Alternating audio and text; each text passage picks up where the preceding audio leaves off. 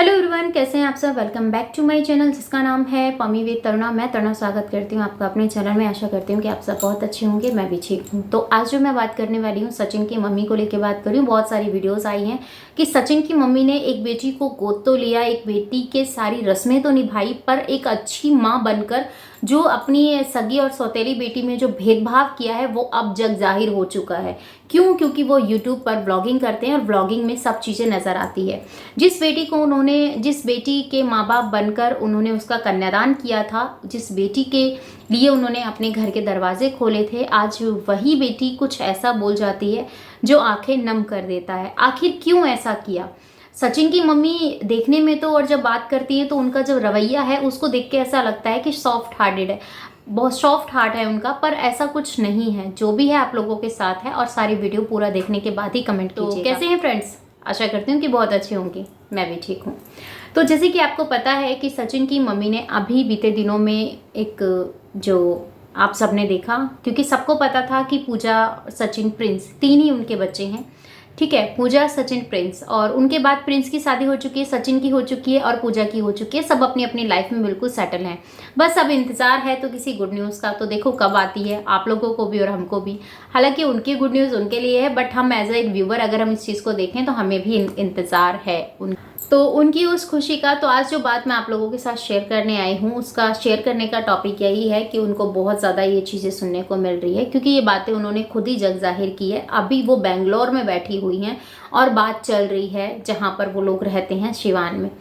तो ये सब चीज़ें हो रहा है, बहुत सारी चीज़ें ऐसी हैं। अगर मैं कहीं गलत हूँ तो प्लीज़ माइंड मत कीजिएगा, क्योंकि मैं प्रॉपर क्या उनके गांव की जगह है क्या नहीं है, तो ये चीज़ें हैं। अगर नाम में थोड़ा सा कन्फ्यूज़न हो जाए तो प्लीज़ यार एडजस्ट कर लीजिएगा। तो चलो, आपको पता है कि जिस लड़की का सचिन की मम्मी ने शादी कराया, जिस लड़की के लिए माँ बनी, जिस लड़की के लिए पूरा मायके बन के अपने घर के सारे दरवाजे खोले, वो लड़की कौन है? आखिर इस लड़की का इस घर से क्या रिश्ता है? क्यों इसको हर पूजा की हर वो जगह दी जाती है जैसे पूजा को माना जाता है ऐसे ही? पर अभी बीते दिनों लोगों ने ये चीज़ें नोटिस की है कि नहीं, पूजा और इसमें फ़र्क किया जा रहा है, क्योंकि सगे और सौतेल की लोग बात करने लगे हैं। आखिर ये बात हो क्यों रही है? क्यों उठ रहे हैं आज राज फैमिली के ऊपर सवाल? और सवाल उठने का रीज़न क्या है? तो सिंपल सी बातें हैं ना, जैसा लोग देखेंगे वैसे तो सवाल करेंगे ही। क्योंकि आपको पता है कि पूजा के घर पे एक पूजा थी, पूजा के घर पर एक पूजा थी, जिस पूजा में उसकी मम्मी बैंगलोर गई थे। हो सकता है वहाँ पे उनको कोई काम भी हो, या फिर अपने बेटी से मिलने भी जा सकते हो। सिंपल सी बातें हैं, क्योंकि पेरेंट्स से अपने बच्चे के पास मिलने जा ही सकते हैं। तो लोगों ने ये चीज़ें बोला। अभी उस बेटी की शादी की हुए ज़्यादा दिन नहीं हुआ, उसका आना जाना, पग फेरा, जो भी कुछ होता है, जो भी रस्में होती है, उन रस्मों को वो, हालांकि उन माँ को सी निभाना चाहिए, पर माँ नहीं है तो भाभी घर में है, उस रस्मों को वो भी निभा सकती है, जिसमें कि क्या बोलते हैं, मनीषा और भाभी ने बखूबी तरीके से उन रस्मों को निभाया है। पर कहीं ना कहीं कहते हैं ना, सास के अंदर थोड़ा सा होता है, अच्छे काम में भी थोड़ा सा नुक्स निकाल ही देती हैं। तो वो वाला काम उन्होंने किया था। उन्होंने कहा कि नहीं, अगर वो जीरा उन्होंने दिया, जीरा नहीं देते और कुछ करते तो उनका अपना रस्म होगा, ये हम लोगों में नहीं होता है, तो मुझे इतना आइडिया नहीं है इसके बारे में। उनका कोई रस्म होता है जिसके चलते वो चीज़ें उन्होंने बताई। बस शर्ते ऐसा होता है, जब वो घर आते हैं, घर आके वो चीज़ें उनको फील होता है, क्योंकि नई नवेली बहू है, अगर साड़ी में आती है तो थोड़ा सा रौब सा लगता है, एक नूर निकल के आता है ना रूप के ऊपर, तो वो चीज़ें होता है। पर वो सूट में आई, या जैसे जिसको कंफर्टेबल है, या उसकी फैमिली उस चीज़ को एक्सेप्ट कर रही है कि वो सूट में आ सकती है, जा सकती है, तो फिर मायके वालों को इतना मैटर नहीं करना चाहिए। मैं एक बात बताऊं, क्योंकि उसको एडजस्ट होने में टाइम लगेगा। उसको एडजस्ट तब होगी जब आप उसको एडजस्ट होने दोगे। हर छोटी बड़ी बात पे अगर आप लोग टोकोगे, रोकोगे, उन चीज़ों को देखोगे, तो वो कहीं ना कहीं उसकी मैरिड लाइफ में डिस्टर्ब करेगा। तो ये चीज़ें हैं। दूसरी चीज़ क्या है कि आपने ये बोला, जो कि आज का मैंने कल का वीडियो देखा जिसमें आपने ये चीज़ें बोली कि वो उसके मायके में ऐसा कोई प्रॉब्लम, उसके ससुराल में ऐसी कोई प्रॉब्लम नहीं है, जिससे कि वो, क्योंकि उनके हाथ में कैंडुला लगा हुआ था। अमित के उन्होंने एक पॉडकास्ट में एक अपना इंटरव्यू दिया था, जिसमें अपने पेरेंट्स के बारे में बताया, जिसमें पेरेंट्स के बारे में ये बताया कि 3 साल में 3 मौतें हुई। पहले उनकी मम्मी की, फिर उनके पापा की, और फिर 22-23 साल के उनके भाई की डेथ हो गई। तो डेथ होने का रीज़न, माँ को कैंसर था, बाप को अटैक वगैरह कुछ ऐसा कुछ था, उनको पैरालाइज हो गया था। भाई पानी में, नदी में कूदकर उसकी डेथ हो गई थी। तो वो जो भी कुछ है, जैसा भी है, वो सब कुछ उसने अपने बारे में बताया कि मैं ये हूँ, मेरी फैमिली ये है, मुझे कैसे क्या चीज़ें हुई और क्या क्या चीज़ें मैंने उसमें देखा है, वो सारी चीज़ें उन्होंने बताई है। और रही बात ये है कि उसको पता है कि मेरे भाई को किसने क्या किया है, पर कहते हैं ना, समय से पहले किसी के बारे में कुछ नहीं कहना चाहिए, और समय बहुत बड़ा होता है, वो उस टाइम का इंतज़ार कर रही है।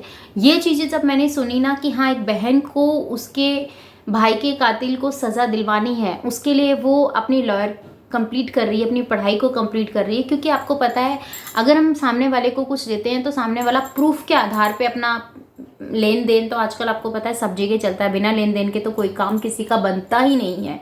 ये चीज़ें तो आपको पता ही है अच्छी तरीके से।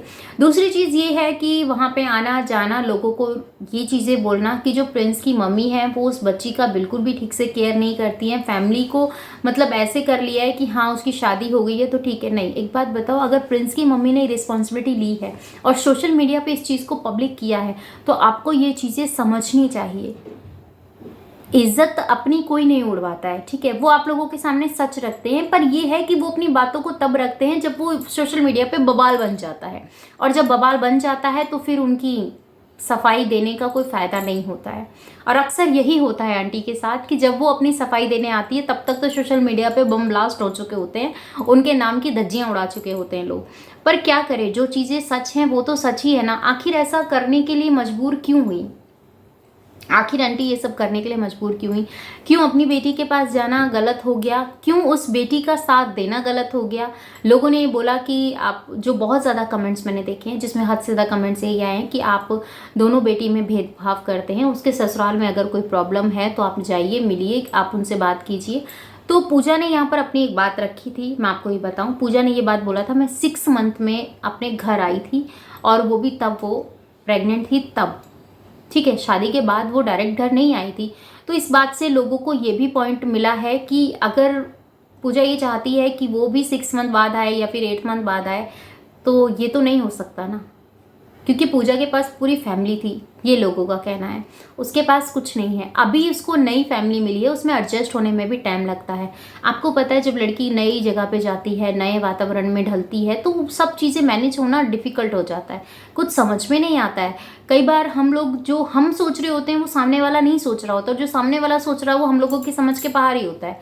तो ऐसी कुछ रिलेशन होते हैं जिनको हमें सेटल करने होते हैं। बेशक वो हमें बहुत प्यार करते हैं, पसंद करते हैं, हमारी परवाह करते हैं, पर कुछ ऐसी जगहों पर हम ऐसी हरकतें अपनी कर जाते हैं, क्योंकि देखिए अल्लड़ बुद्धि होते हैं, नई नई शादी हुई होती है, वो चीज़ें नहीं पता होती हैं, और जिस टाइम पर हमें अपने पेरेंट्स की ज़रूरत होती है उस टाइम पर अगर पेरेंट्स वहाँ पे टाइम ना देते हुए कहीं और टाइम दे रहे हैं, तो वो कहीं ना कहीं लोगों के माइंड में खटकता है। तो सेम यही चीज़ें हुई हैं आंटी को, इसीलिए लोगों ने ट्रोल करना शुरू करा कि ये बात है कि वो बात है। और आपको क्या लगता है? मुझे जो लगा मैंने तो आप लोगों के साथ शेयर किया। मुझे ऐसा लगता है कि आंटी, मुझे नहीं लगता है कि कोई फ़र्क करेंगी, क्योंकि वो उनके पेरेंट्स की बहुत अच्छी फ्रेंड थी। बहुत अच्छा उनका बॉन्डिंग था। 2014 से उनकी बॉन्डिंग रही 2020 तक, तो एक अच्छा रिलेशन उनका बना हुआ था, और हर दुख सुख में वो हमेशा खड़े रहे हैं। और सुख की बात हम बाद में करें, दुख में हमेशा से मैंने आंटी को उनके साथ देखा। जैसे कि उनके भाई के साथ जो चीज़ें हुई, वो चीज़ें सारी लोगों ने सामने लेकर आए, उन्होंने वीडियोस बनाया, बाकायदा बताया भी था। अगर उसको भी देखने के बाद अगर आपको ऐसा लगता है कि आंटी जी गलत कर रहे हैं, तो फिर आप अच्छाई को पहचान नहीं सकते हैं। और मैं सिर्फ इतना सा कहूँगी, अगर आप अच्छाई कर रहे हैं तो आज के टाइम में ये ज़रूरी हो गई कि ढोल पीट के लोगों को बताओ। आप शांत रहकर अगर कुछ नहीं बताओगे तो शायद लोग आपको ही गलत कहेंगे, मुझे ऐसा लगता है। आपको क्या लगता है? कमेंट में ज़रूर बताइएगा। पुराने के टाइम में ऐसी कहावत होती थी कि अगर सीधे हाथ से दे रहे हो तो उल्टे हाथ को पता नहीं चलना चाहिए, और उल्टे हाथ से दे रहे हो तो सीधे को नहीं पता चलना चाहिए। पर आज के टाइम में ये कहावत काम नहीं आती है। आपकी क्या राय? कमेंट में ज़रूर दीजिएगा। मिलती हूँ नेक्स्ट वीडियो में। अपना और अपनों का ख्याल रखिएगा, दुआ में मुझे याद कीजिएगा। जय श्री कृष्णा, राधे राधे।